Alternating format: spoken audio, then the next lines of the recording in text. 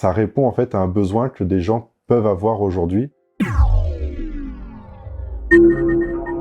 Moi, je suis Vincent Capel, président de JV3D. JV3D, c'est une société qu'on a créée il y a 1 an et demi avec mon associé Julien Cavaillé. Je fais tout ce qui va être la partie artistique, préparation des pièces, peinture, vernis. JV3D, c'est une société de modélisation 3D, animation 3D et impression 3D.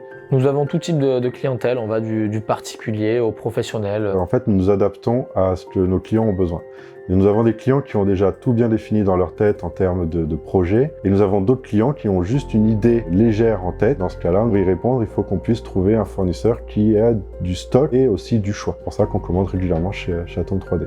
Nous utilisons l'impression 3D pour atteindre des niveaux de précision sur des sculptures qu'on ne pourrait pas atteindre si facilement avec d'autres manières. Par exemple, sur les personnages que vous voyez autour de moi, savoir faire les contours des bouches, du nez, des yeux, va être peut-être plus difficile avec d'autres manières. Ça répond en fait à un besoin que des gens peuvent avoir aujourd'hui, plutôt que d'acheter des œuvres dans des magasins généralistes où tout le monde a la même chose. En fait. Et on a décidé de créer notre propre branche artistique. Cavart, qu'est-ce que c'est ?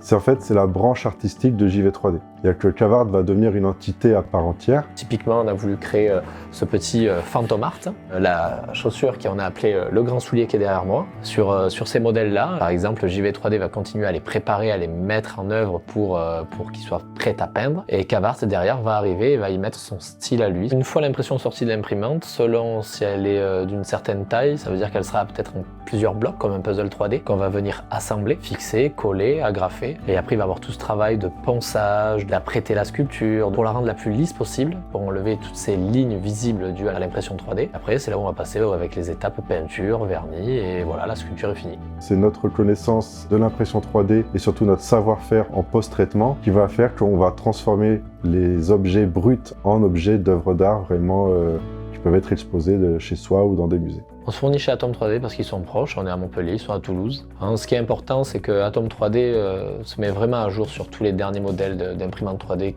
qui sortent et essaye de les avoir vraiment en temps et en heure et en premier en France. C'est pour ça aussi qu'on a voulu lancer JV3D au départ.